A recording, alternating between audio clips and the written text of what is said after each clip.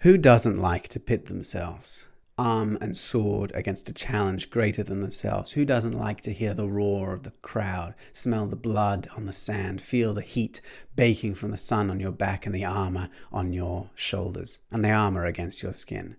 Who doesn't like a good arena fight?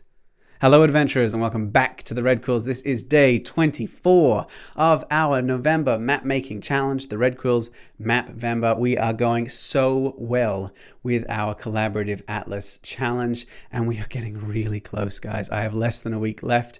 Not that I'm flagging or anything, not that I'm losing sleep over this, but on an unrelated note, this video will be slightly shorter than usual because I have limited time today. So what I'm going to do is I have created a map of an arena, the Arena of Gorr. And what we're going to do is I'm going to briefly sketch out the different parts of it, the reasons that I put them in practically, and how I'm going to create a challenge for my players using it. This is not a tutorial on how to run individual, arena-based combats. This is how to design an arena as a building.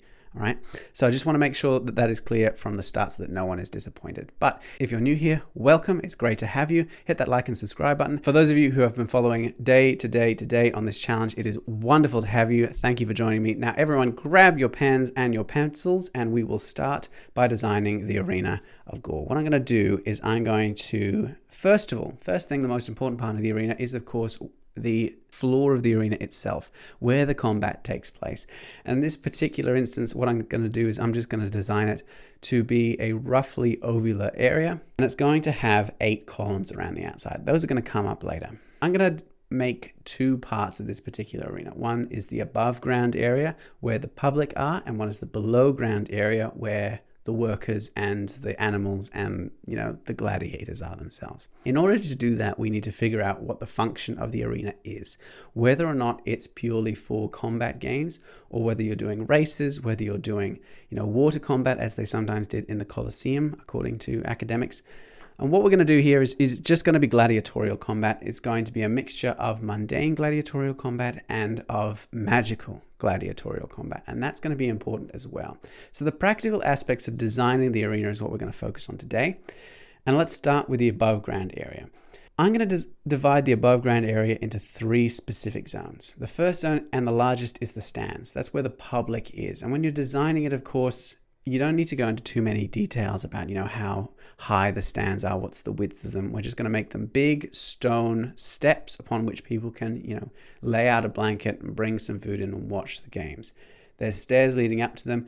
But another thing that I've added here is the existence of, because I'm Australian, a good barbecue. So a few barbecues around the outside, just stone constructions with a hot metal plate that can be heated by magic, and then vendors can sell food and goods. It's not strictly necessary, but it will flesh out the world building that you've got there. I'm going to add a private booth in there as well. And the reason that I'm doing that is because private booths in gladiatorial combat always lend themselves towards quests of a different kind. So what we're going for here is that, if someone's in the middle of combat and the high-ranking nobility that has a grudge against them has ordered their death, they can look that noble in the eye as they kill the thing that was challenging them. That's always fun, and we need to place that on one end. On the opposite end is where the public enters, and these are where the offices are. We've got a staff room, a ticket room, kitchens, and stores. So the stores is going to store all the mundane goods that they need for the people. We're talking banners, we're talking, food and water and drinks and whatever's sold there, but also everything for the maintenance as well. We're talking tools and nails and things like that. So the public enters from the south side, they head past the ticketing area and out into the booths. The people in the private booth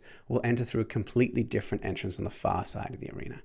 There are also on the ground floor 3 other gates.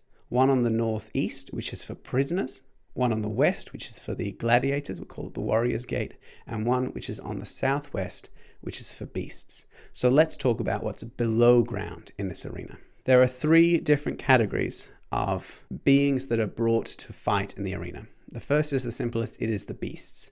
We're talking here things like, elephants and jaguars, but also the magical beasts like displacer beasts or even gelatinous cubes, things which provide a combat challenge without being sentient fighters. The sentient fighters are next. Those are the gladiators, the people who volunteer to be here, who are outfitted with the good equipment, who have a following of fans amongst the audience. And so they have several areas as well. Where the beasts have a cage, a force cage, because we've got magic in this world, and fodder and a lock hub for the more troublesome ones, the gladiators have specific, more purposeful rooms. They have a hall in which they can eat and relax before the fight. We have an armory where they store their equipment or they can get new equipment. We have showers for them before or after the fight, and we have their entrance themselves, which is a specific gate into the arena itself. The other third area of underneath the arena is for the prisoners, because historically speaking, and for the good of any plot point in D&D, it is fun to have prisoners being sentenced to death in the arena. If you have the death sentence, then it's 2 birds with 1 stone for the government that's running it, and those prisoners can be put to death for public entertainment purposes. And that's much simpler. We've got a main hall where they're first brought in, and then we have individual cells. They don't need an armory, they won't get a shower, and they won't get, a table full of food and refreshments before the fight. They're there for one purpose and one purpose only, which is to die. And overall, that is the way that we can construct an arena that has several distinct areas. This blueprint didn't take very long at all to make, but it is one that has an overview that allows a person to sneak in and out if they have a distinct quest within the arena. But there's one other aspect, actually no, there are 2 other aspects about creating this arena that I wanted to bring up. The first is the Wall of Force rule. If we exist in a world where magic is not only something that exists, but is the norm, then the city, if it builds the arena, can afford to have a wizard create walls of force around it. So those 8 pillars that I mentioned earlier on the ground floor not only hold up the sailcloths that shelter the audience in the summertime, but they also establish a wall of force between the audience and the arena itself. That is just good business.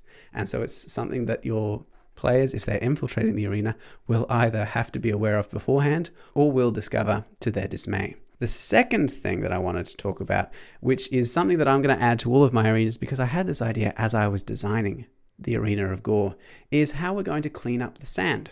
Now, historically in the Colosseum, sand was used because it congeals with the blood from the gladiators, and it's just a tidier way of having it than just having, viscera strewn everywhere. No one likes that. In this world, what I'm going to do is I'm going to take a leaf out of one of the early videos that I did and take the concept of the horde mimic.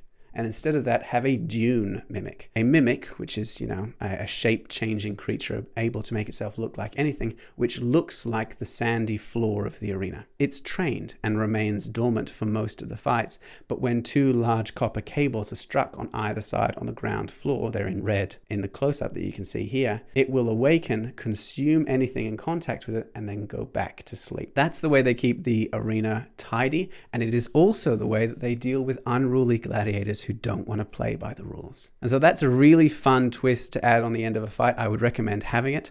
But that is the really quick rundown of this particular map. I know it is shorter than the normal videos that I've been creating for this series, and I appreciate your patience with that. What do you think of this arena? What are the twists that you add on and the considerations that you have when you make arenas or colosseums or gladiatorial pits in your own world? I would love to hear them. Thank you for watching, and I'm going to give the prompt for tomorrow before we finish this episode. Tomorrow is day 25, and the prompt that I have is really simple. What I'm going to give you is the prompt of the Road of Ash. Long ago, the creator god fell from the sky and landed against the mountains and fell into the sea, where he died. This devastation from the mountain to the sea was permanently scarred by the magic and the destruction of that event, that cataclysm, and so even now has been despoiled by that magic. Whole forests of trees were petrified, cliffs were turned to glass, and it is now an uninhabitable desert. So my prompt for you is, how will you turn that into an explorable wasteland? What challenges would you give to players? What environmental obstacles do you have, as well as what inhabits that wasteland? So tune in tomorrow when I will have a little bit more time and I will talk about the Road of Ash. But until then, thank you for watching and happy mapping.